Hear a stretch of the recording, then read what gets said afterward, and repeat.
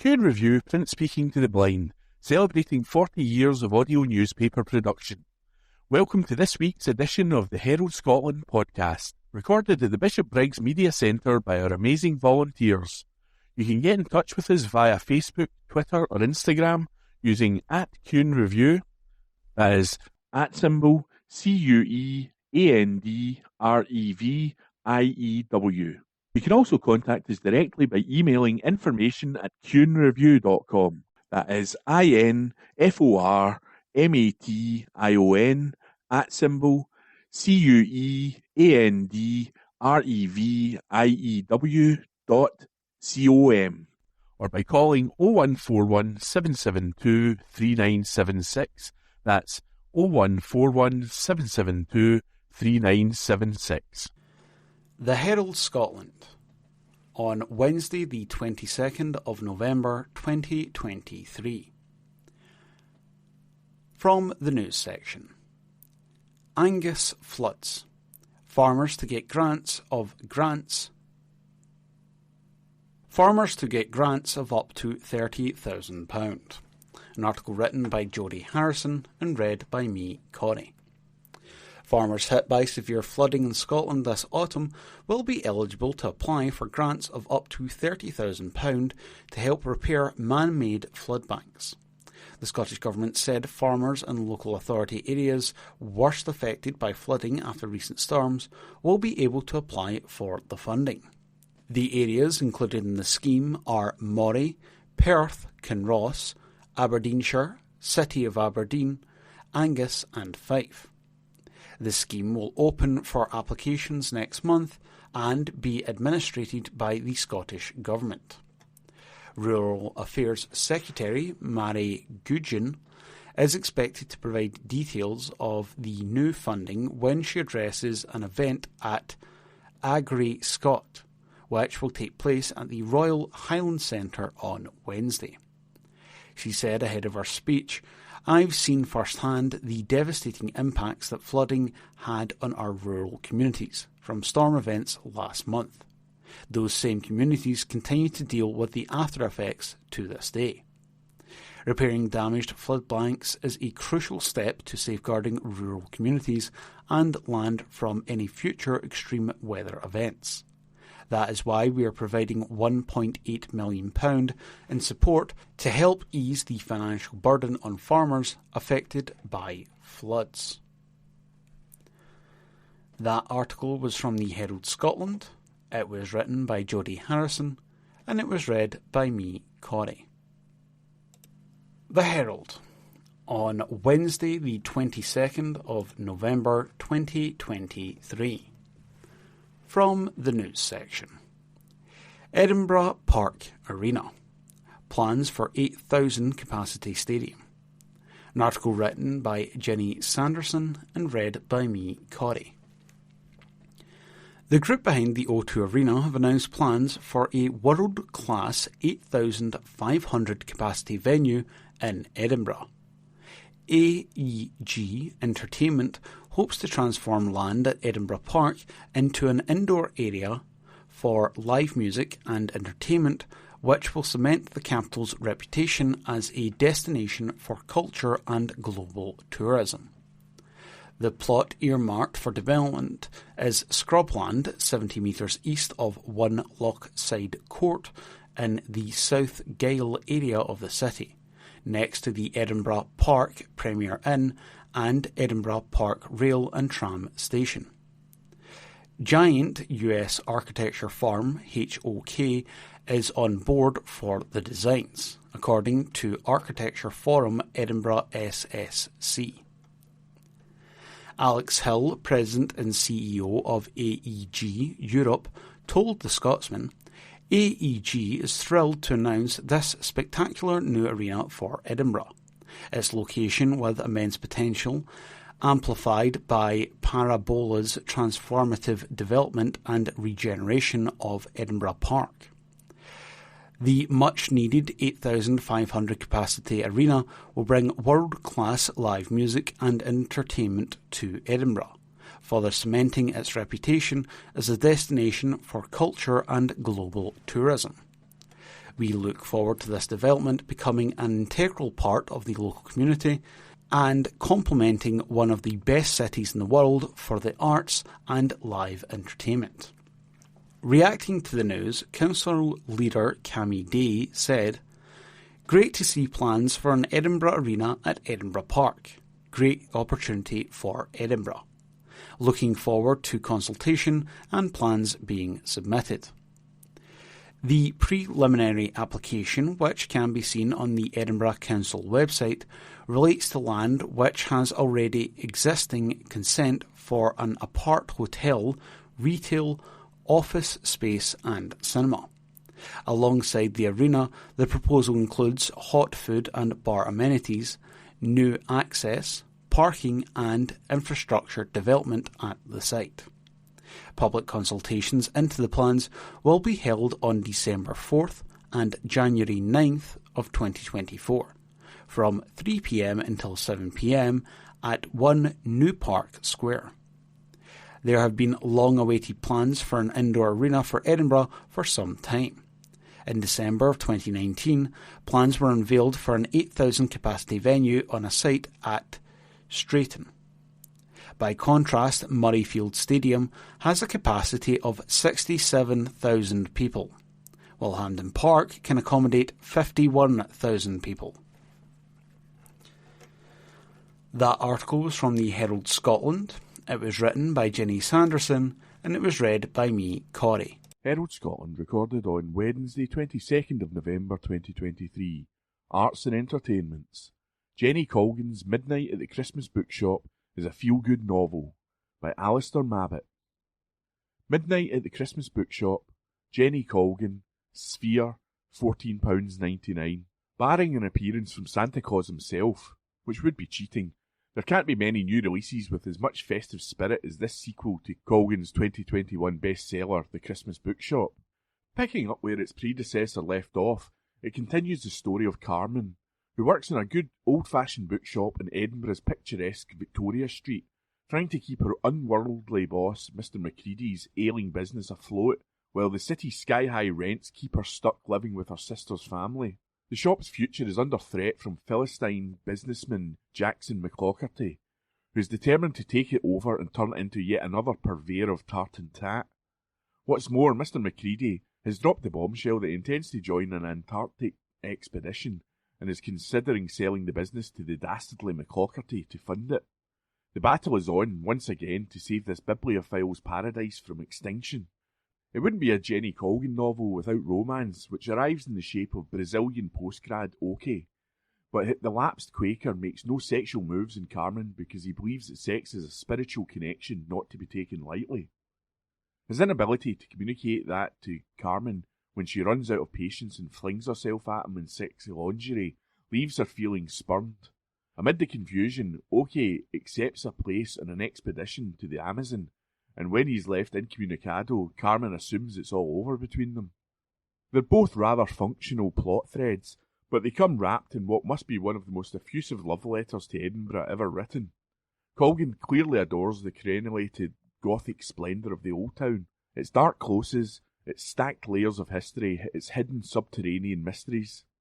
And she loves it most of all at Christmas when cosy golden auras of light and joy and comfort penetrate the icy darkness.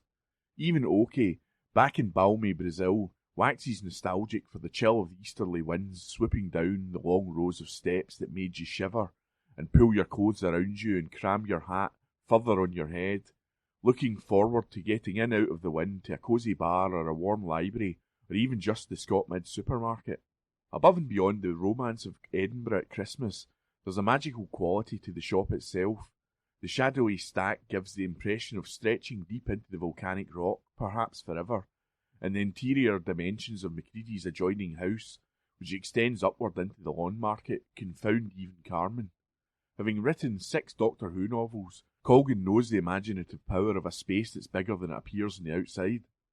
Fittingly, both Christmas Bookshop novels have been launched at the existing John Kay's bookshop on Victoria Street, but there's an aura of self-mythologising about the whole endeavour, perhaps the hope that one day the series might gather enough momentum to bring into being a permanent Christmas bookshop, like 221B Baker Street or Platform 9 3/4 at King's Cross. Colgan shows a degree of self-awareness when a film crew uses the shot to shoot scenes for a terrible Netflix movie, sentimentalising it with fake snow and kids dressed as Dickensian urchins. But the rest of the time she plays it completely unironically in a wide-eyed celebration of true love, her favourite city, Christmas and the joy of books. By Alistair Mabbitt, Herald Scotland, recorded on Wednesday 22nd of November 2023. Arts and Entertainments. Nintendo, How Getting Lost in the Highlands Led to a New Video Game. Exclusive by Craig Williams, reporter. A new video game is inviting people to embark on an outdoor adventure through the Scottish Highlands and uncover its secrets and stories along the way.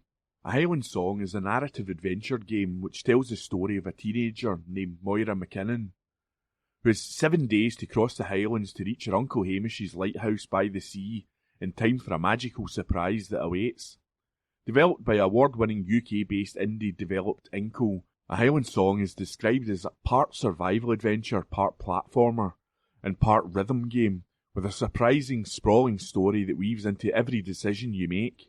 The 2.5D side-scrolling adventure brings the Highlands to life with a blend of hand-drawn animation, impressionistic painted scenery, and dynamic lighting / weather effects. Described as rhythmically adventurous, players climb peaks and crisscross glens, in time to a soundtrack composed by multi-award-winning Scottish folk bands Talisk and Fourth Moon. Ahead of its release on the Nintendo Switch console on December 5, the game's creative director Joe Humphrey revealed that the game is unlike anything that Inkle has made before, and was inspired by his own adventures in the Highlands as a youth. He told the Herald, "I grew up in Fife, and I had an amazing school teacher who used to take the kids up to the Highlands to go camping and go hill walking at the weekends, and I absolutely loved the experience. In fact, the survival elements of the game were inspired by foolish exploits as a teenager going up into the Highlands with my friends. There was one particular occasion when we got very lost and had to be rescued by a deer stalker, and he drove us up over multiple hills in the Highlands almost to our start point. It was getting really late and really dark, and we had to find our way back down the mountain in the pitch black, stumbling through bogs, not being sure whether we would find our way back, but obviously we did make it back in the end. It did have quite a strong impact on me." Joe conceded that Inkle haven't replicated all of the Cairngorms and Glencoe or everything, with the narrative adventure instead taking place in a kind of fictionalised version of the Highlands. He added, "It's their own kind of fictional take on it, so that we can construct it in a way that suits the structure of the game. But broadly speaking, it's trying to capture the feeling of the foothills north of Dundee and going up high into the Highlands, and then coming down more towards the Western Isles and the West Coast. So you get that kind of different types of scenery that you'd seen in the Scottish Highlands. It features a lot of climbing, exploration and survival. One of the core kinds of crescendos or high points in the game are these set pieces where you run in time to a modern take on Scottish folk music, where the landscape basically forms itself around the rhythm of the music, so you have to jump in time to the music. Speaking of the soundtrack, Joe, who's been living south of the border since he started university, said it was partly born out of feeling a bit homesick alongside his discovery of modern Scottish folk bands, such as Talisk. He said, "As a kid I had the experience of doing Scottish country dancing and stuff at school, which I hated, along with that old-fashioned style Scottish country music. I was completely unaware that there's this kind of modern version that's young and energetic and has got incredible rhythms, but also that it's still harking back to kind of more traditional music. It's got that incredible tone to go with it that suits the theme of the game perfectly. I personally got massively into that genre of music once I discovered it, and I thought that blend of the Highlands and the imagery that I fell in love with as a child, mixed with this incredible music genre, would be fantastic when they worked together." The first Inkle game to feature a jump button, Joe feels A Highland Song might have a broader appeal for people who like more traditional game mechanics, as opposed to the pure narrative-based mechanics that previous games Inkle has developed. Although he appreciates the game might have an increased appeal with those who may have ties to Scotland, he believes A Highland Song will have a wider appeal than just to Scottish people. He said, "Obviously there's the connection with Scotland that's going to be great for Scots or British people, as well as a certain American audience that ties back to Scotland and look at Scotland in a fond way. But we're not aiming to sell the game based on its Scottish roots necessarily. I think it evokes a really beautiful tone, But you don't have to be super into Scotland to enjoy that. A Highland Song launches on Nintendo Switch on December 5 by Craig Williams. This is from the Herald Scotland on Thursday the 23rd of November 2023, from the news section. Angus floods. Farmers to get grants of up to £30,000. This article is written by Jodie Harrison. Farmers hit by severe flooding in Scotland this autumn will be eligible to apply for grants of up to £30,000 to help repair man-made flood banks. The Scottish Government said farmers in local authority areas worst affected by flooding after recent storms will be able to apply for this funding. The areas included in the scheme are Murray, Perth and Kinross, Aberdeenshire, City of Aberdeen, Angus and Fife. The scheme will open for applications next month and be administered by the Scottish Government. Rural Affairs Secretary Mari Goujon is expected to provide details of the new funding when she addresses an event at AgriScot, which will take place at the Royal Highland Centre on Wednesday. She said ahead of her speech, "I've seen firsthand the devastating impacts that flooding had on our rural communities from storm events last month. Those same communities continue to deal with the after effects to this day. Repairing damaged flood banks is a crucial step to safeguarding rural communities and land from any further extreme weather events. And that is why we're providing £1.8 million in support to help ease the financial burden on farmers affected by floods." That article was written by Jodie Harrison. This is from the Herald Scotland on Thursday the 23rd of November 2023, from the news section. First bus strike called off in Glasgow after new pay offer. This article is written by Katrina Stewart. Planned strike action by drivers working for Glasgow's main bus company has now been suspended as union members consider a new pay offer from the company. First bus drivers were due to walk out on Friday for 7 days of industrial action that would have included 1,200 drivers. Unite, the union, has now halted the action after a new deal was tabled, stopping what would have been extensive travel disruption across the city. Planned industrial action between Friday, November the 24th and Friday, December the 1st has been cancelled. A spokesperson for First Bus Scotland said the company appreciated the situation would have caused uncertainty for passengers and apologised for this. He said, "Following further talks with union representatives, we can confirm a new offer will be put forward to union members for ballot by Unite with unanimous recommendation of acceptance. We appreciate the uncertainty this will have caused our customers and employees and wish to thank them for their patience while the discussions took place.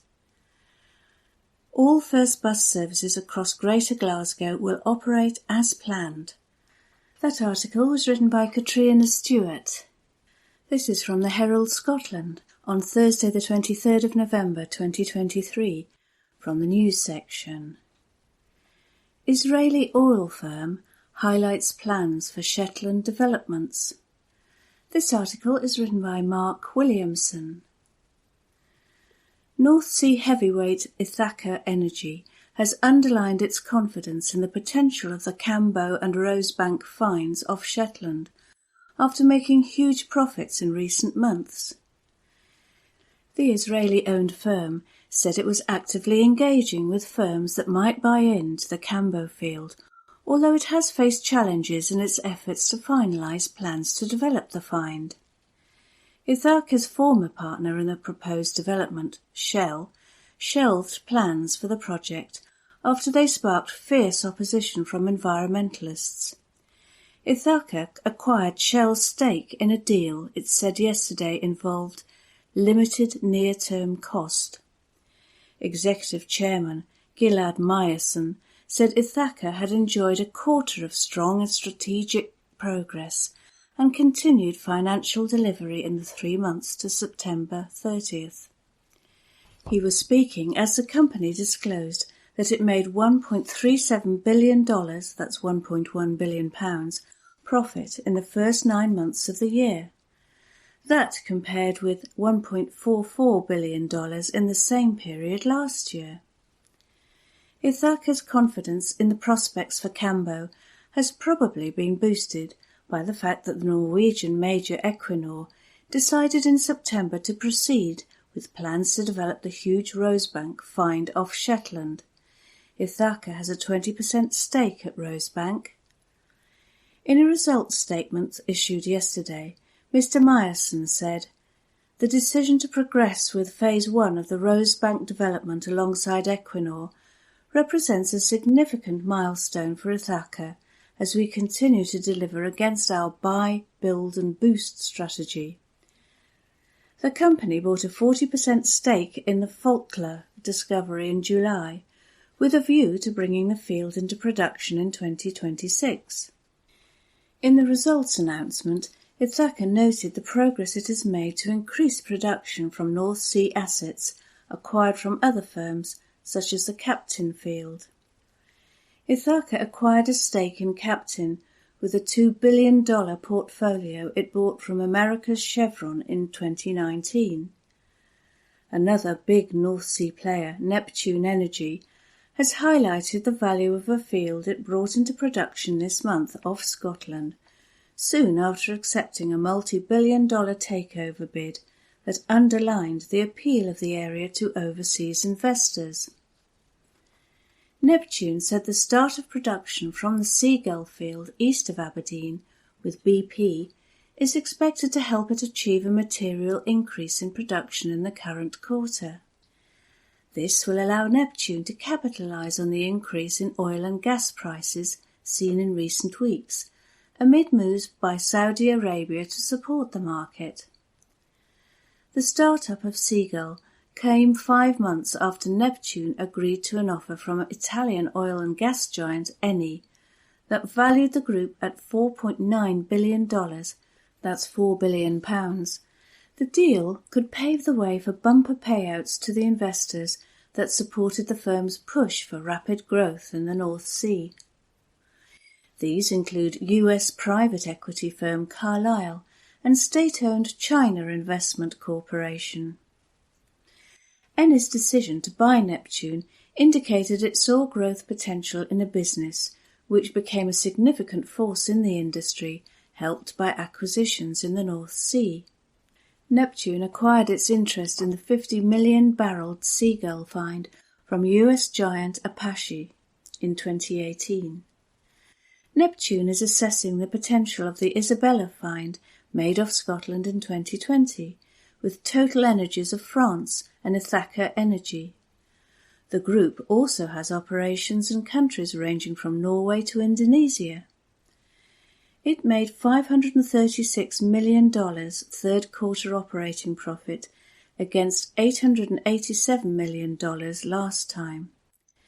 Neptune's UK business made $28.8 million, down from $42.9 million.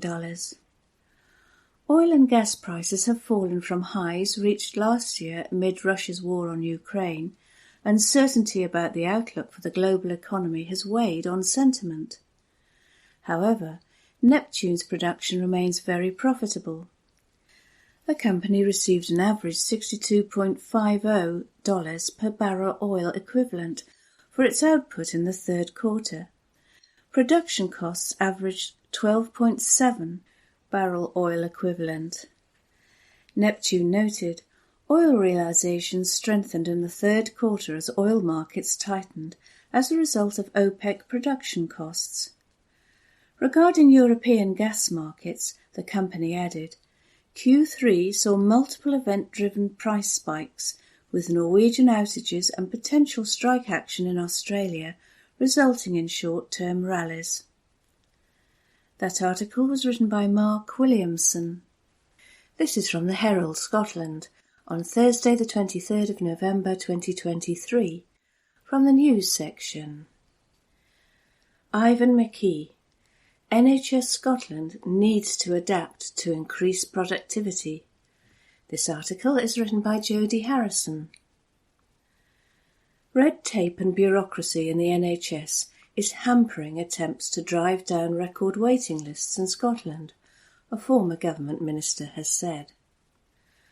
Writing in the Herald, Ivan McKee said that a lack of communication and cohesion between the country's 14 health boards has led to resistance to innovation. Mr McKee also believes that Scotland's vibrant tech sector is being ignored, with more new processes exported than adopted at home. There are currently more than 700,000 people on NHS waiting lists across Scotland, the highest total ever. The former business minister said that advances in technology such as AI and robotic surgery could vastly improve productivity. He said, Scotland benefits from a vibrant life sciences sector, with new technology being developed by innovative Scottish startups and spin-out businesses from our world-leading university sector. Yet so much of that great Scottish technology finds itself being exported only, rather than tackling waiting lists at home. Scotland's healthcare system has so much opportunity for improvement in this area. 14 different health boards, all potentially suffering from not invented here syndrome, needing to go through their own individual processes before adopting technology that has already been proven to work elsewhere. The MSP added, and resistance to innovation at a more local level too, with little incentive to adopt latest technology or process improvements. Mr McKee accused health bosses of pilotitis, where innovative projects are trialled but not taken up en masse or rolled out across the country. Arguing for a cut in NHS bureaucracy, he said, what is necessary is an unwavering commitment to the fundamental principles of our NHS, a recognition that more bureaucracy is almost never the answer, a prioritisation of spend on cost-effective prevention and frontline services, a willingness to innovate at scale and at pace to make the best use of Scotland's technological and research excellence to benefit patients, and a need to overcome inertia when it comes to getting different parts of the complex health and social care system to align and work together. This can be done, but might require us to think differently about how we do it. That article was written by Jodie Harrison. This article is from the Herald on Thursday, the 23rd of November 2023. It is from the opinion section, and the headline is, How many of us would Sunak have been happy to see die? And the writer is Neil Mackay. Empathy is a much derided concept these days. In the age of thin-skinned political strongmen and culture warriors who believe destroying an opponent means winning an argument. Poor old empathy is so put upon, we forget it's a two-way street. Empathy isn't just about thinking yourself into the shoes of someone less fortunate or someone who's suffering. Empathy is also about thinking yourself into the Bond Street loafers or Dior slingbacks of the rich and powerful. What would you do if you were in control? How would you act if you could influence the world? That notion is the nucleus of Good Samaritan laws all around the planet. If you, fit and healthy with a mobile in your pocket, see someone dying in the gutter, you're required to ring an ambulance. Belgium enshrines it best. Failure to help a person in danger is a crime, unless helping that person also puts you in danger. There's something repellent, isn't there, to human nature, either the mind or perhaps the soul, if you're so inclined, about the strong feeling to offer assistance to those in peril. To have the power to help, but then shrug your shoulders, surely debases everything that's good about our poor, weak species. Clearly, some believe the opposite. Some consider life to be a Darwinian knife fight, a scramble for survival, where I've every right to put my boot on your head and push you under, kicking my way to the top. The books of Ayn Rand, a terrible writer and a failure as a human being, still sell among the ranks of hardline conservatives in Britain and America. Read her execrable novel Atlas Shrugged for a vision of that barren hell where all are pitted against each other. Or you could save yourself the agony and recall how Thomas Hobbes describes this state of nature, this war of all against all, in his book Leviathan. In such conditions, he famously said, our lives become solitary, poor, nasty, brutish and short. As a vaguely despondent optimist, I'm aware of the contradiction in terms, but isn't modern life a contradiction in terms, so I'm happy to move with the times. I believe there are more Good Samaritans in this country than there are Ayn Rands. I believe most of us are empathetic, and if we can, we'll be kind.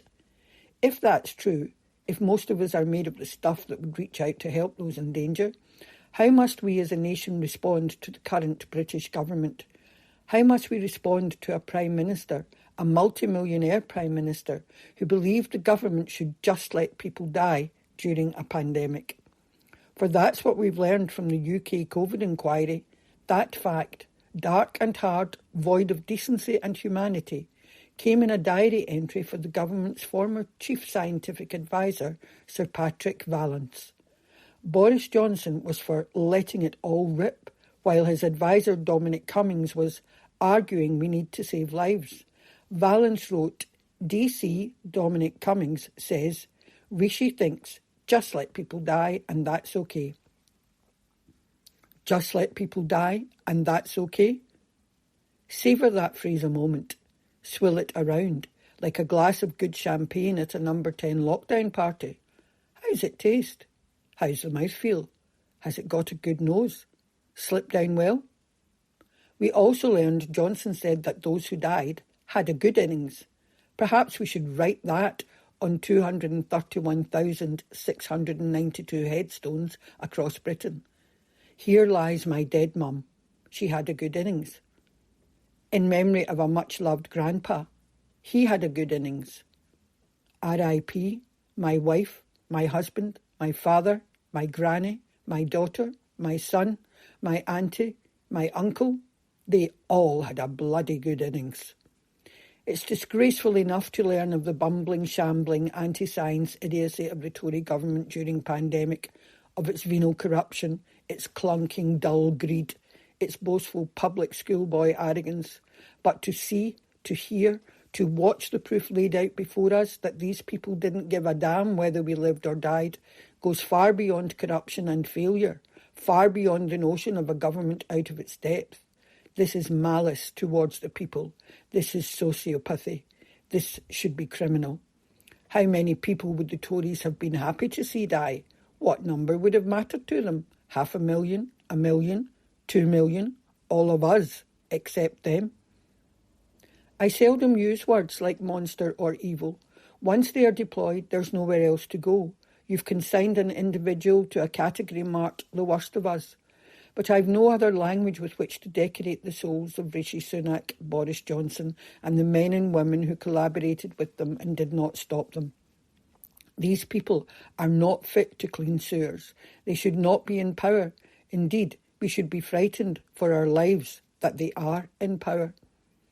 The UK COVID inquiry doesn't have the authority to recommend criminal prosecutions. However, that doesn't mean criminal prosecutions shouldn't follow in its wake. If there's a case of corporate manslaughter to answer by those who had their hands on the levers of power at the moment of greatest threat this nation has faced in decades, then let justice run its course. Evidently, the same goes for the Scottish Government, any damn government. Citizens are human beings, and human beings are not counters on an abacus. We are not here to be subjected to the whims of millionaires who feed off us. If this doesn't fill you with rage, I've no idea what will. Those without anger must be conditioned to their destruction. Live a slave, die a slave. By way of an ending, let's return to Ayn Rand. She'd sneered at and tormented the principle of state intervention and welfare her entire adult life. In her final years, she died a lonely old woman, dependent upon Social Security and Medicare. As the dark closed in and her philosophy floundered, perhaps you imagine she changed her ways. At her funeral, there was a floral arrangement in the shape of a $sign. Even death cannot destroy cruelty, selfishness and greed. That article was written by Neil Mackay. This letter is from the Herald on Thursday, the 23rd of November 2023. It is from the Voices section, and the headline is Politics Without Principle, and the writer is Alan Carmichael from Glasgow. In 1925, Frederick Donaldson at Westminster Abbey gave a sermon and said, "The 7 social sins are wealth without work, pleasure without conscience, knowledge without character, commerce without morality, science without humanity, worship without sacrifice, and politics without principle." Dr. Gerald Edwards suggests Scotland could reopen to a brighter future if we close Holyrood and put our faith in Westminster. Really? That letter was submitted by Alan Carmichael, Glasgow. This is from the Herald Scotland on Friday, the 24th of November 2023. From the news section. EIS teacher report reveals scale of violence in Scottish schools. Exclusive by James McInerney. An annual survey of Scottish teachers has laid bare the levels of violence and aggression in the nation's schools. Scotland's largest teaching union, the EIS, carried out a detailed survey of teachers' experiences. The subsequent report, which runs to more than 100 pages, paints a stark picture of unacceptable behaviour and under-resourcing across the country. The survey was distributed to all EIS school branches in Scotland, with 875 responses received by the set deadline. This represents around a third of the 2,461 schools in Scotland. A total of 63.2% of respondents said that there are daily incidents of pupil-on-teacher violence or aggression in their school. The figures were higher in primary schools, 63.7%, than secondary schools, 56.9%, but highest in special schools, 90.4%. A further 19.5% reported that such incidents happen on a weekly basis, while 5.1% said they occur monthly. Just 11.6% said that incidents occur only rarely. Respondents were also clear that incidents of violence and aggression are now more common than they were 4 years ago. A total of 88% said that incidents have increased in that period, with the majority of those reporting that the increase had been significant. Physical violence against teachers was the most common type of incident reported by primary schools, 85.1%, and special schools, 86.5%, but was highlighted by just 5% of secondary schools, where the use of intimidatory, obscene or derogatory language towards teachers was the most commonly reported issue. Verbal threats and physical intimidation towards teachers were also highlighted as a problem in more than half of schools. Union members were also asked whether prejudice-based incidents, such as those driven by racism, sexism, sectarianism or anti-LGBTQ attitudes, had increased over the past 4 years. 46.9% said there had been no change, but 23.6% said that incidents had increased slightly, while 15.8% reported that they had increased significantly. Survey responses also revealed that teachers face violence and aggression from parents and carers on a regular basis. Half of schools reported verbal threats to teachers, while nearly two-thirds highlighted intimidatory, obscene or derogatory comments aimed at teachers. A similar proportion said that teachers have been subject to intimidatory, threatening or derogatory emails, phone calls, messages or letters. Social media was also identified as a source of such comments by half of schools. Most seriously, 34.4% of schools reported that teachers had been subject to physically intimidatory or aggressive behaviour from parents or carers, and 4.7% said that issue had escalated to physical violence. More than half of schools reported that such incidents happen weekly, 12%, monthly, 17.4%, or termly, 23.9%. The statistics also suggest that incidents of pupil-on-pupil violence and aggression are common in schools, with just 6.3% of respondents saying that they rarely happen, while 74.4% said they happen on a daily basis. In terms of frequency, 61.9% said that such incidents have increased significantly over the past 4 years, and a further 22.7% said that they have increased slightly. More than half of schools also reported that prejudice-based violence and aggression between pupils has increased. The survey also sought teachers' views on the causes of violent and aggressive incidents, with the overwhelming majority stating that unmet additional support needs are exacerbating the problem. This was considered to be the case in 96.3% of primary, 89.1% of secondaries, and 92.3% of special schools.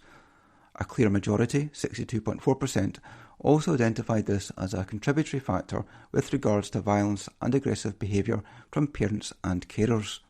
A range of possible policies to support pupils and teachers in dealing with violent and aggressive behaviour was also presented to teachers. A total of 75.5% of primary, 67.3% of secondary and 65.4% of special school responses backed increased support staff for pupils with additional support needs. More than half of respondents from all sectors also believed that reduced class sizes could help to address the problem of violence and aggression in schools, with most support found amongst secondary teachers, 72.8%. Other common suggestions for improvement included better access to educational psychologists and support services such as CAMS, CAHMS, greater support from outside agencies such as social work, increased teacher numbers, and better policies and procedures at both school and council level. Commenting on the results of the survey, EIS General Secretary Andrea Bradley said, "We all want our schools to be nurturing, welcoming places where pupils can learn and staff can work in a safe and secure environment. Sadly, the evidence from this major national survey of EIS branches reveals that violence and aggression is a serious and growing problem in schools across Scotland. This must be treated seriously and tackled quickly by the Scottish Government and local authorities to ensure that school pupils and staff can feel safe and be safe in our schools.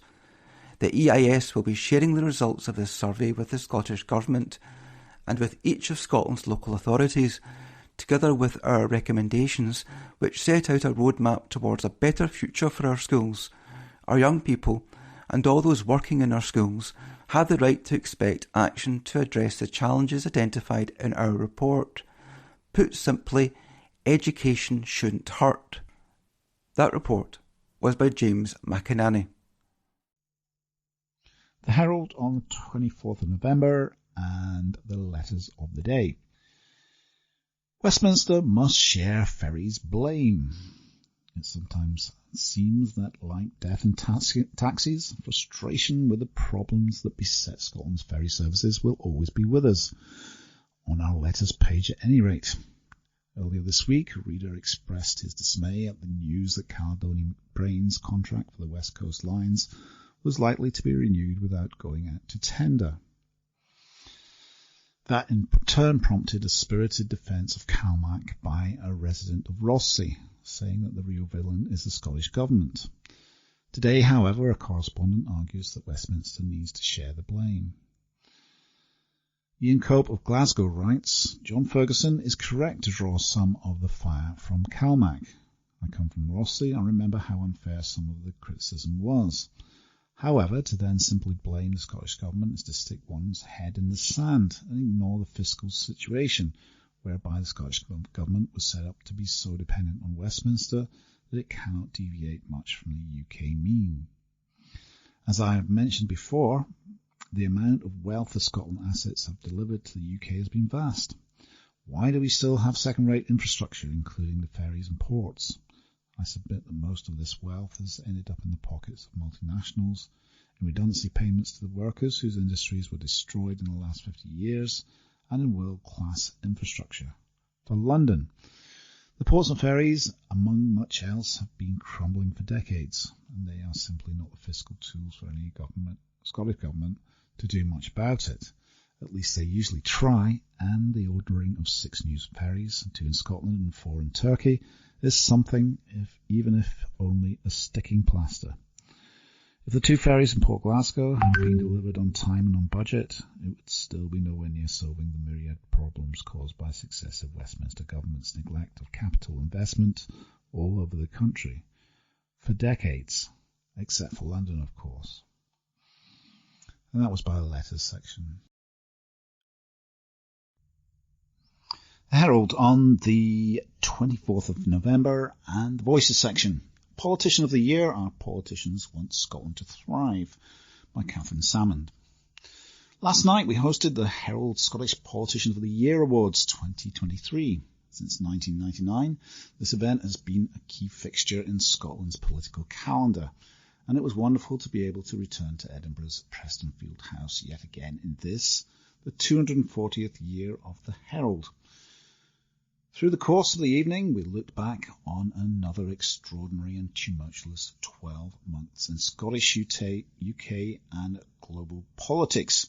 A year in which Nicola Sturgeon stepped down as First Minister, war broke out in the Middle East, Labour flexed its muscles with significant by-elections, victories north and south of the border, and inquiries began into the COVID-19 outbreak. Our main focus was, of course, at home and the chance to pause, reflect and celebrate the very best achievements of our MSPs, MPs and councillors, many of whom work tirelessly on issues that are vital for our communities, yet rarely make the front pages. These individuals embody the very essence of public service, displaying an unwavering commitment to the welfare of our communities and the prosperity of Scotland as a whole. Last night was not just a celebration of individual accomplishments, it was a collective reaffirmation of a shared commitment to a vibrant and thriving Scotland. As we applauded the efforts of our politicians, we recognised that the strength of our democracy lies in the collective power of an engaged and informed public. The importance of civic participation is crucial, and the belief that together society can forge a future that reflects the aspirations of every Scot. We are in an era largely defined by what divides us. The Constitution, gender reform, Brexit, the approach to the Middle East, and yet I believe that what unites us is far more powerful. I know every person in the room last night wants Scotland to thrive. Indeed, every Scot wants success in business, the arts and sport. We want our public services to be stronger, inequality to be tackled, and to live in a society where everyone can pursue their passion. What we often disagree about is how to get there. Last night was an opportunity to set aside those differences, remind ourselves of our shared goals and pay tribute to those who have made a huge difference in 2023. And that was by Catherine Salmond. The Herald on the 24th of November and the Voices section. Supermarket self-checkouts, time to dump them and return to humans, by Katrina Stewart. We're not great fans of self-checkouts, said Nigel Murray, Managing Director of Booths. We pride ourselves on great customer service, and you can't do that through a robot. Amen, Nigel.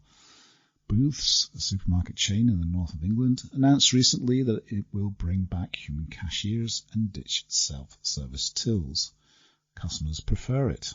No kidding. Self-service checkouts are one of the modern world's finest emperor's new clothes. Automated tills are one of these circular things, where a supermarket has them because every other supermarket has them. And if everyone has them, then everyone must want them. Still, without them, we wouldn't have the phrase unexpected item in the baggage area, and the various memes and comedy skits born from it. It's the only upside I can think of. I have spent some time thinking on it. But here comes Booths, the one to break the cycle. If I was to choose a particular self-service checkout to go to the wall first, it would be Sainsbury's. That recorded voice is the worst. If you've ever scanned your shopping in a Sainsbury's, you'll have heard the woman tell you, "When you're done, goodbye," which seems reasonable when you merely read it, but let me tell you, the tone. It's a mix of a sarcastic disgust. This machine woman has had enough of you and your shopping. Why are you still standing there, you pathetic human with your pathetic material needs? Off to eat and sleep, are you? Sad little parcel of sinew. Good. Bye. You see, I'm anthropomorphizing the machine in a desperate bid to humanize a contact. And no wonder. We, as a species, are designed to want contact. Human interaction causes chemical reaction. Beta endorphins, the natural opiate, along with oxytocin and dopamine. We can feel pure dopamine hits from online interactions. A successful Instagram posts with lots of likes gets the neurotransmitter going. But without human-to-human interaction, we miss the beta endorphin and oxytocin. You can romanticize these things unnecessarily. The supermarket may be someone's only human exchange that day. It's simply better and more pleasant to speak to a person. But these machines serve no positive purpose. The advent of do-it-yourself furniture was supposed to herald a change in how we shop and how we live, but the DIY economy extends to overwork. When we shop, we do every task on our own. The time-saving element of self-checkouts is a fallacy. Research shows that queues are just as time-consuming in the automated bagging area than they are at the manned tills. Perception is a difference. Self-service feels faster because you're busy doing. In the checkout line waiting for a cashier, you are merely whiling the time away. A friend argued with me that these jobs being replaced so easily by machines are jobs that are not meaningful or interesting, and it would be better if more stimulating work was found, which shows a nice mix of snobbery and naivety, because you might find a role unedifying or unsatisfying does not mean there is no value to it, though the notion of dignity in work is another column entirely. The number of employees has remained largely static, despite the introduction of self-checkouts, because workers are usually deployed elsewhere. The machines don't necessarily save money because they require maintenance, which requires paying technicians, and they cost a lot in the first place. But, same as it ever was, women are most affected by any job losses caused by shopping automation. The replacement work is largely in warehouses and as delivery drivers, jobs taken by men. Sales assistants and checkout operator jobs are female-dominated, and there are fewer alternatives for women. Young people, too.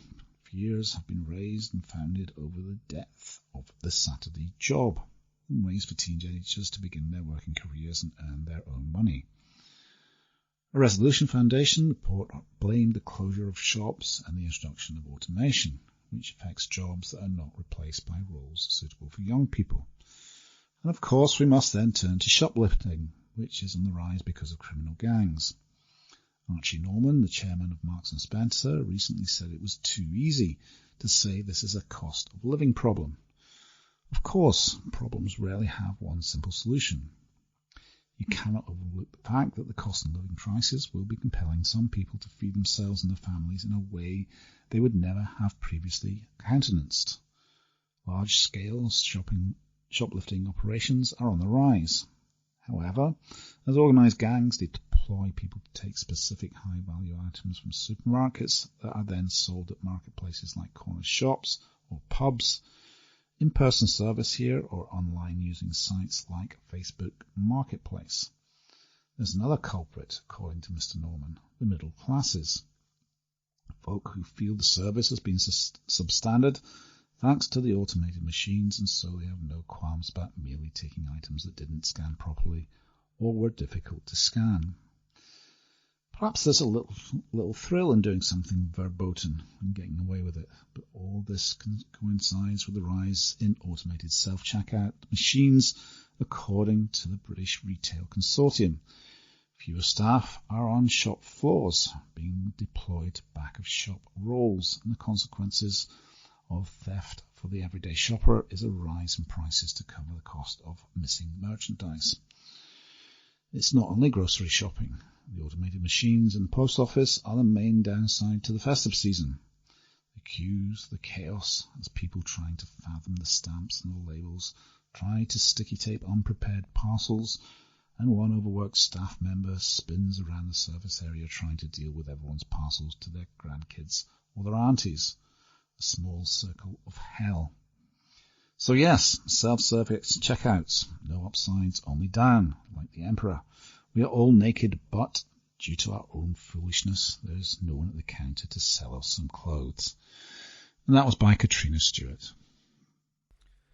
From the Herald Scotland, Monday the 27th of November, from the news section.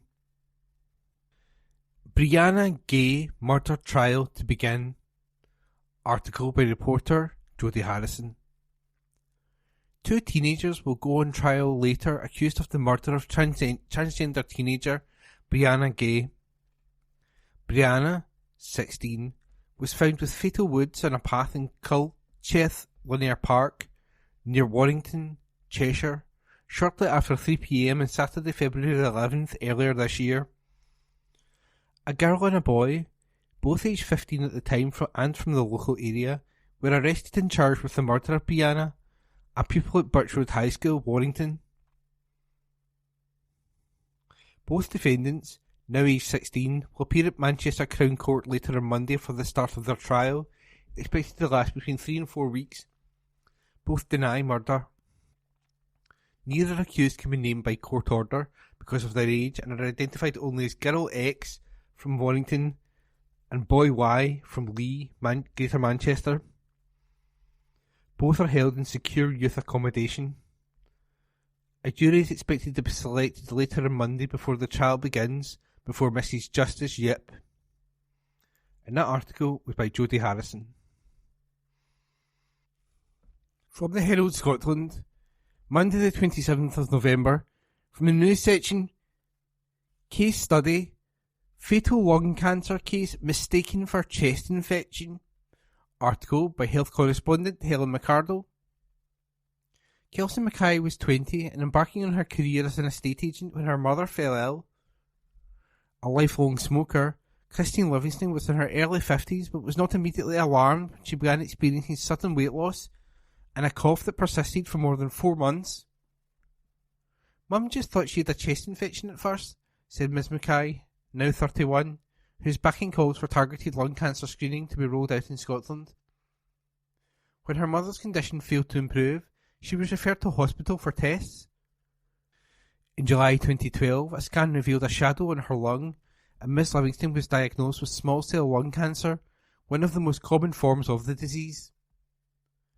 By Christmas of 2012, following 12 weeks of treatment including chemotherapy and radiotherapy, her scan results were looking good.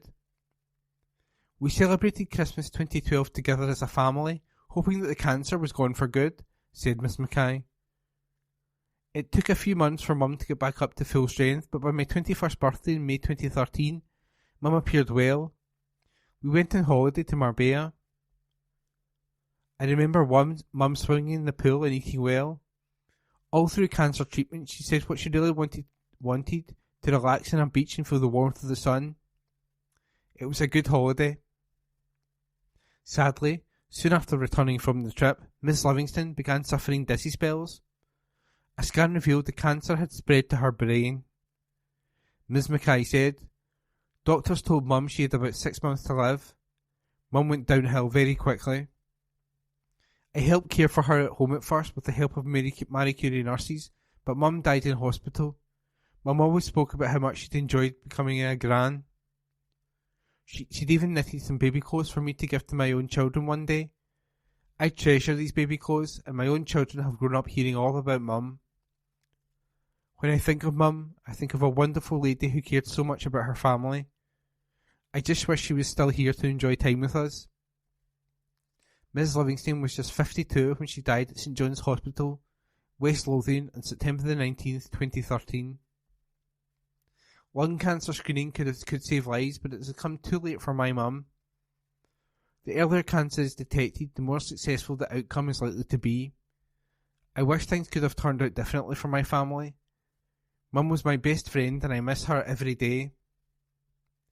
Ms Mackay is now a mother of 2 herself, the 7-year-old daughter Freya and son Rio, 5, added that she is determined to break the cycle of tobacco harm. She said, I wish we'd had more time, more years, more chances to make memories with my mum. But, Looking back, Mum grew up in a Scotland where so many people smoked. Mum smoked around 40 cigarettes a day, and her old mum was also a heavy smoker, dying from a smoking-related illness. My duty to my children is to help break that cycle so they can look ahead to a healthy future. More needs to be done to end the damage tobacco causes. But I think if the Scottish Government introduced targeted lung cancer screening right now, it would be of benefit to people in my mum's generation. And that article was by Helen McArdle.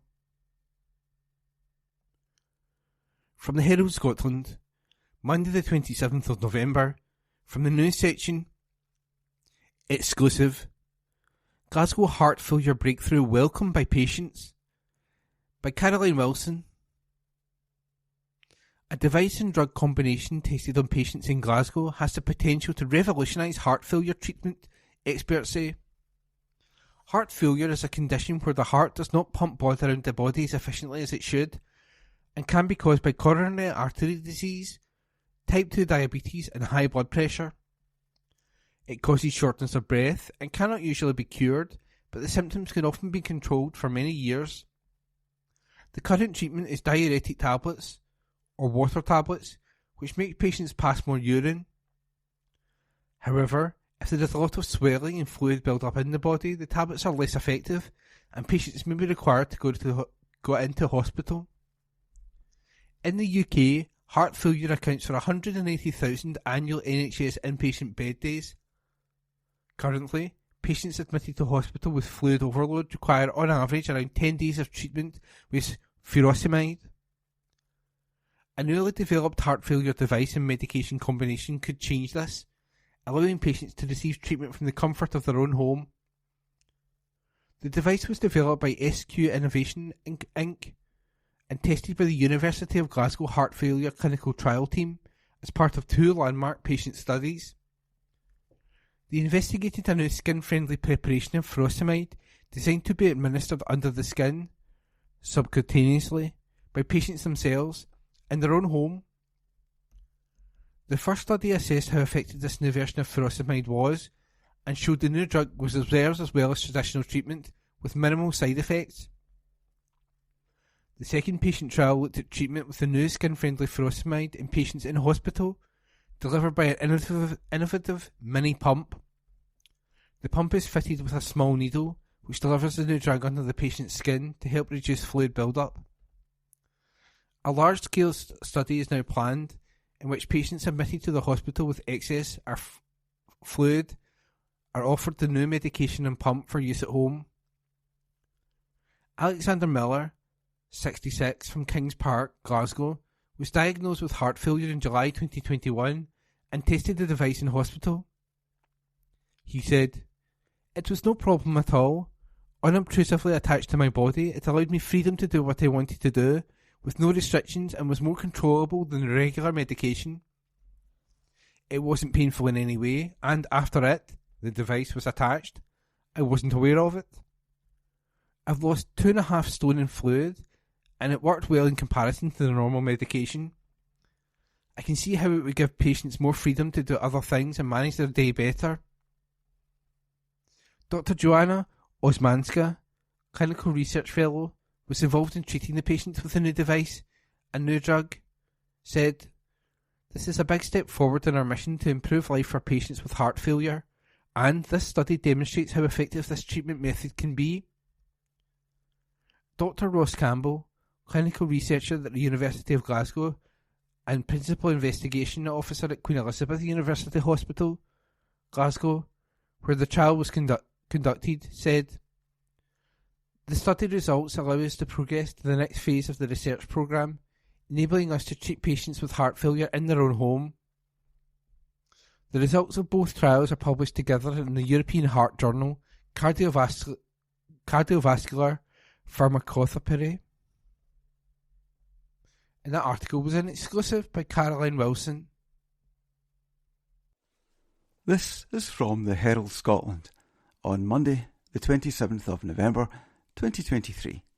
From Voices section. The Herald Diary. Oh no, computer. Article by Lauren Jackson. Barry Crawford spotted this sign on a van in Hamilton. He thought it was a great deal, Then he studied the small print. He thought the sign read free beer, only to notice that the free from free Wi-Fi and beer from great beer were both in bold. There's much discussion in the media about the spectacular advances in artificial intelligence, AI. Optimists believe this will be a boon for humanity, with computers using their advanced methods of calculation to help us live more productive lives. Pessimists, meanwhile, claim the smarty-pants computers will use their immense brain power to take over the planet, turning humans into their cowering slaves. Diary correspondent Mike Atkinson has a far more important point to make about the new technology. Is the Scottish version of AI called Ochai? He wonders. Brooding is best. Outraged reader Jane Gibson says, people who don't know the meaning of the word introspective need to take a long, hard look at themselves. Dead again. Cruel and heartless diary readers are figuring out the best way to murder houseflies. So far they've suggested squirting the poor blighters with Febreze, which may not kill them, though it ensures they smell ravishing, and hiring a professional assassin to bump him off. Robert King says, surely the best method is to leave a copy of the collected works of Jean-Paul Sartre lying around the house. Settling down to peruse the existential philosophy, the fly will soon be overcome by ennui and tortured by the absurdity of existence. Finding no genuine purpose to its life, it will inevitably fall into a coma and die. The diary thinks this is a foolish suggestion, for a housefly is a weak little beastie, and would struggle to flip the pages of a philosophical tome. On the other hand, maybe it could be enticed into listening to the audiobook. Bog-awful images. Toilet humour. Morag Thompson was shopping with her husband in Edinburgh when they decided to take a break in a cafe.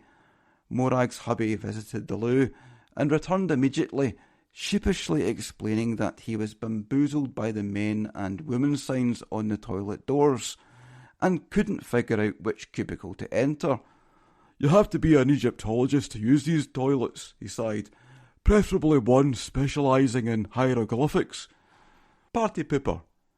Community-minded Nigel Wilkins once went canvassing for a political party in Paisley. The man who answered one door grinned wolfishly at Nigel, then said, I'm not saying I hate your party, it's just that I prefer rats, crocodiles and rattlesnakes. Bad language. Confused reader Don Smith says, I've heard it said that sticks and stones will break your bones, but names will never hurt you. But what happened if you fall into a printing press? That article was by Lorne Jackson.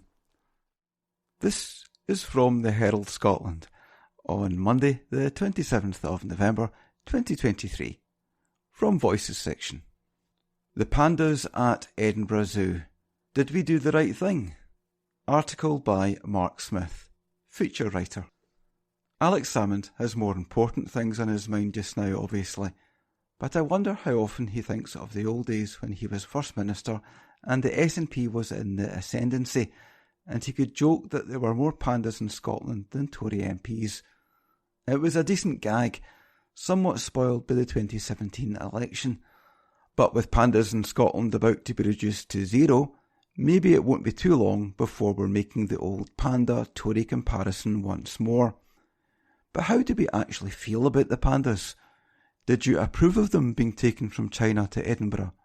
Did you buy into the idea that their presence in Scotland would help the efforts to conserve and protect pandas in the wild? How do you feel about animals in captivity generally? And how do you feel about the pandas being sent back to China? Did you see them? I did. And I must say Tian Tian and Yang Guang were delightful, like big puffed up slow motion toddlers. But always the nagging question, is this right?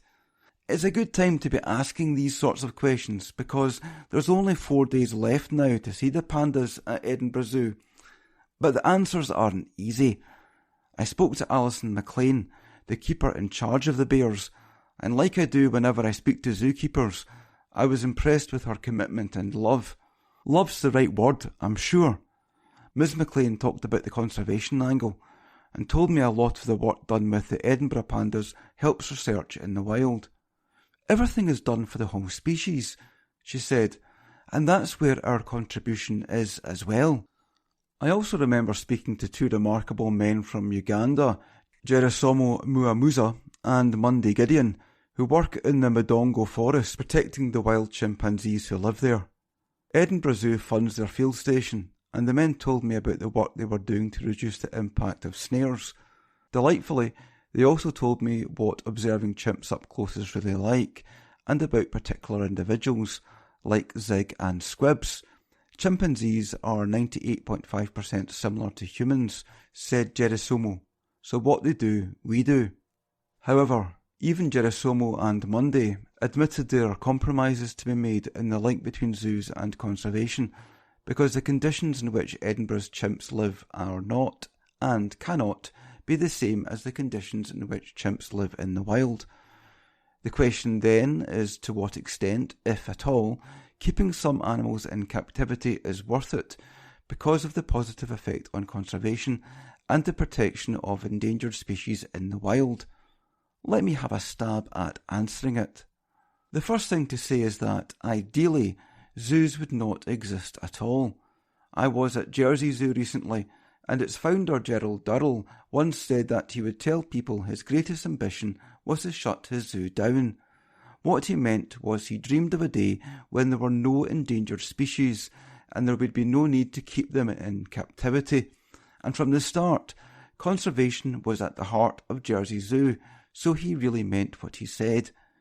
We also know we're a very long way indeed from the ideal day Durrell dreamed about, and so we need to ask how we can best help endangered species, and the research and breeding in zoos plays a part in that. When I was at Jersey, I watched a beautiful, ponderous ploughshare tortoise make his way round his enclosure. Would I prefer him to be in the wild? Yes. But the ploughshare is only found in a tiny area of Madagascar, and hundreds of them have been released into the wild from the captive population kept by Jersey Zoo. There are a lot of other examples of animals that have been saved from extinction by zoos, my favourite being Per David's deer, which was once widespread in China but was hunted to oblivion. Fortunately, there was a small group in captivity in the UK, and it was from that population that the animal was reintroduced into the wild. Durrell himself looked after some of the young ones at Whipsnade Zoo and called them animal refugees, dependent for their existence on a handful of human beings. Of course, the work zoos do for endangered species creates a tension between conservation and commercialism. The zoos need to raise money for their work, and that means selling tickets. And selling tickets to the public isn't necessarily the model you'd design to raise money for conservation. Jersey Zoo itself is aware of this tension, and there have been ructions recently among some of the staff about whether the zoo is focusing too much on species that aren't endangered, but pull in the punters, such as aardvarks or even Guernsey goats. This is not an easy tension to resolve, and I think a lot of us, like Durrell, would dream of a day when zoos weren't necessary. Whenever I go to one, and I felt it when I saw Tian Tian and Yangwang and the chimps at Edinburgh, I'm aware of two things: awe and delight at the natural world, and also a kind of gnawing guilt that the animals aren't free. But then I try a bit of amateur philosophy and remind myself that even in the wild, animals are restricted to certain territories by predators and a need for food and water, and that humans as well are confined by all sorts of things: job, money, status, whatever. It's the old question, isn't it? And it applies to all species. What is freedom? It means surely that the farewell we offer Tian Tian and Yangwang is bittersweet. I wish pandas weren't at risk in the wild. I wish conservation work wasn't necessary to help them. I wish there were better ways to protect endangered species than keeping some in captivity and putting them on show to snotty kids munching crisps on a bank holiday Monday. But we've got to be realistic about what the human species has done to thousands of other species and do what we can to put it right, and that involves compromises and solutions which aren't entirely perfect. and so I will continue to support zoos as long as they put conservation at the heart of what they do. David Field, the boss of Edinburgh Zoo, said the other day that Tian Tian and Yangguang had had an incredible impact on the natural world by inspiring people to care about nature in a world in which more than 1 million species are at risk of extinction, and I think and hope he's right. He also said that the outlook for giant pandas in the wild has improved, and it gives us hope for the future. It really does. But it's still grim out there, isn't it? Gerald Durrell said he hoped that one day zoos would no longer be necessary, but I suspect he knew deep down that such a day was never, ever likely to dawn. That article was by Mark Smith. The Herald on the 28th of November and the news section.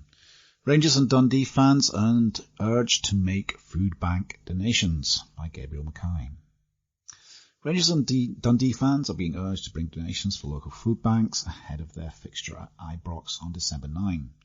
GS Food Banks, an association with fans supporting Food Banks Scotland, hold frequent collections outside Ibrox subway stop.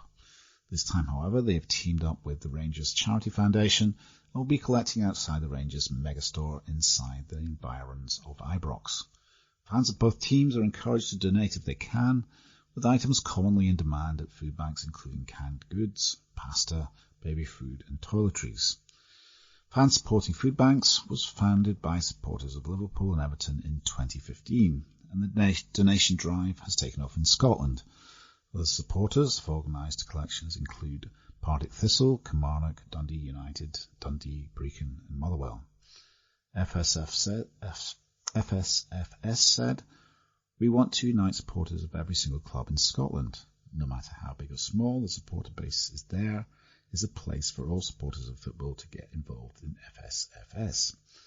We want to show how inclusive, powerful and community-focused that football fans in Scotland can be when we stand together to tackle issues like poverty. This isn't about party politics or one football club over another. It's about showing the difference that fan activism can make and football fans standing in solidarity with one another to support food banks during a cost of living crisis." And that was by Gabriel Mackay. The Herald on the 28th of November and the news section. Rents in Scotland soar by up to 22% despite ScotGov rent freeze by Martin Williams. The average private sector rent across Scotland has soared by up to 22% in a year, despite bill curbs brought in by the Scottish Government to support people through the cost of living crisis. The official figures for the year to September 2023, based predominantly on advertised rents, put the average rent up for a two-bedroom in Scotland at £841, up £105 compared with the previous year.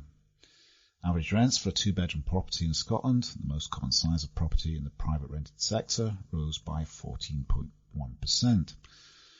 Glasgow saw the highest rent increase of any area, both over the past year and the past 13 years. The average rent for a two-bedroom property in Glasgow soared by 22.3% in the year up to September. The average rent for such a house now costs £1,050 a month, up from £858 in 2022 and £564 in 2010. That represents an 86.2% rise in 13 years.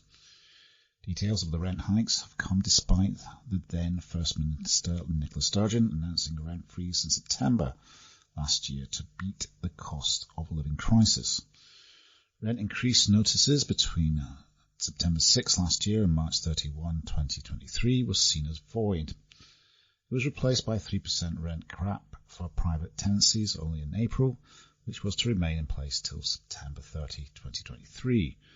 A further 6-month extension was agreed by ministers, meaning landlords with properties within Scotland will continue to face restrictions to rent rises until March 2024. Lothian had the highest average monthly two-bed rent at £1,192, while Dumfries and Galloway had the lowest, £487. Scottish Conservatives Shadow Cabinet Secretary for Social Security, Housing and Equalities, Miles Briggs, said, This is the entirely predictable result of the SNP Green government's imposition of a rent cap and their long-standing failure to tackle the shortage of housing stock. If landlords are prevented from raising rent gradually in line with inflation, it's inevitable that there will be eye-watering jumps of this kind. Rises of 14% are sure to mean that people will be priced out of areas like Lothian and Glasgow, with terrible implications for the wider economy. It's clear this policy has, as many people warned it would be, totally counterproductive, and it should be dropped as soon as possible. But Tenants' Rights Minister Patrick Harvey said the Scottish Government will forge ahead with the introduction of long-term rent controls before the end of the current Parliament. He said these statistics show how rents charged by private landlords in Scotland have been rising for more than a decade, and they are yet more evidence of the importance of action to make rents more affordable. After Glasgow, Lothian had the biggest annual rent rise at 18.4%.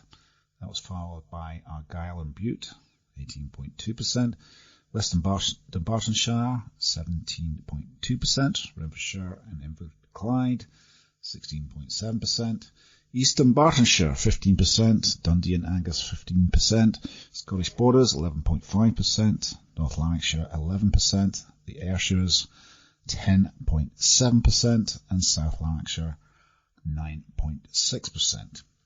The lowest increases were in Dumfries and Galloway, 1.5%, West Lothian, 2.3%, Perth and Kinross, 2.8%, and Highlands and Islands, 3%.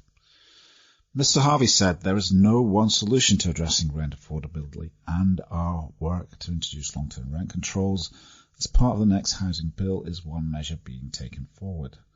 This is alongside increasing the supply of affordable housing and our successful action to press the UK government to increase local housing allowance rates announced last week. Our temporary emergency legislation in response to the cost of living crisis has also provided tenants with much needed stability at a time when rents have been increasing across the UK. This includes a 3% rent cap in most cases and a temporary pause in the enforcement of evictions. Only in Scotland have tenants had this protection during a tenancy. This rent cap applies only within existing tenancies, so is not reflected in these statistics, which are based on newly advertised rents. Scottish Liberal Democrat leader Alex Cole-Hamilton said households are seeing a greater and greater proportion of their income eaten up by rent. A lack of availability, skyrocketing prices and poor quality housing are all playing a part in making life miserable for far too many. Scotland needs to build more homes of every kind and re-establish social renting as a viable option. And that was by Martin Williams. The Herald on the 28th of November, and the news section. Scotland Whisky, Glenachie on drive to slash energy use by Scott Wright. The Glenachie distillery has declared it will invest in technology to reduce energy demand on its Speyside site by 50% after securing a substantial grant. The distillery, which is owned by Scotch whisky veteran Billy Walker, said the reduction would come through the proposed implementation of technology known as mechanical vapour recompression, MVR. This will allow the distillery to capture low-grade waste from the stillhouse, otherwise lost to the environment, and reroute it back into the stills.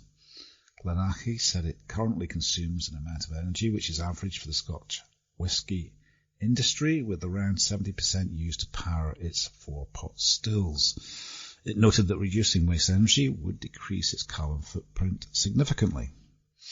The distillery is progressing the investment in the new technology after securing a grant from the Scottish Industrial Energy Transformation Fund. The project will require energy from SSE to upgrade the local infrastructure and install a larger transformer to enable the technology to be integrated. Glenachie said the upgrade will the distillery to progressively move away from using natural gas to eco-friendly electricity and alternative green energy sources, including biogas, which is already produced from the distillery's coal products, and hydrogen when commercially available. More than 130 solar panels will be installed by Glenachie in a neighbouring field to provide renewable power to the MVR technology. The distillery is also working with Highlands and Islands Enterprise to modify its existing boiler, improving its controls and efficiency. Richard Beattie, Operations Director at Glenalchie, said, "We're thrilled at the news of our successful grant application for a project that will help us as an SME to significantly boost our sustainability credentials. We are acutely aware of the climate crisis and strive to punch above our weight within the Scottish whisky industry to decarbonise our process. Green technology tends to be very expensive during the initial phases of development. It can therefore often prevent smaller independent firms from installing the equipment required to achieve their green ambitions. This cash injection from the SIETF, backed by the Scottish Government, is vital to facilitate such a move. We are pleased not only to receive the grant, but also the significant support from Briggs of Burton, who, over recent years, have provided guidance on MVR projects and are now taking this technology to the next level. The new investment comes shortly after Glenalchie upgraded the distillery's visitor centre with the addition of a new bar and tasting lounge. New electric vehicle charging points, now powered by solar energy, were introduced for customer use earlier this year. And that was by Scott Wright. The Herald on the 28th of November, and the news section. Scotland weather, snow and ice weather warning for Scotland by Ginny Sanderson. Snow and ice are expected to hit Scotland with hazardous conditions from this evening. The Met Office has released yellow weather warnings this week for the north of Scotland and the east coast, including Edinburgh. Some areas are expected to see up to 5 centimetres of snow as the weather warnings start from 5 p.m. on Tuesday, November 28, and continues into Wednesday and Thursday, November 29 and 30. On Tuesday evening, a huge area including Inverness, Aberdeen, East Lothian, Skye, Lewis, Orkney and the Shetland Isles is under a yellow weather warning from 5 p.m. to 11 a.m. on Wednesday. Then on Wednesday, November 29, the warning has been extended to cover most of the East Coast, including Edinburgh and Dundee. The second warning for the East Coast runs from 5 p.m. on Wednesday until 11 a.m. on Thursday, November 30. The Met Office has warned of ice and snow causing hazardous conditions, which could lead to injuries from falls, icy patches on roads and pavements, and roads and railways likely to be affected, with travellers expected to face longer journey times. The National Weather Service said wintry showers will lead to ice forming on untreated surfaces during Tuesday evening and overnight into Wednesday morning. Snow will begin to accumulate, especially away from windward coasts, with 1 to 3 centimetres possible. Higher routes of northeast Scotland may see up to 5 centimetres of snow accumulate. Temperatures across Scotland could reach below zero this week as the cold weather settles in. Inverness is expected to plummet to -1 degrees centigrade at around 7 a.m. on Wednesday morning, while Aberdeen temperatures are set to sink to between 0 and 4 degrees. And that was by Ginny Sanderson. That concludes this week's edition of the Herald Scotland Podcast. Please remember to subscribe to our channels, rate and review, and tell your friends about our service.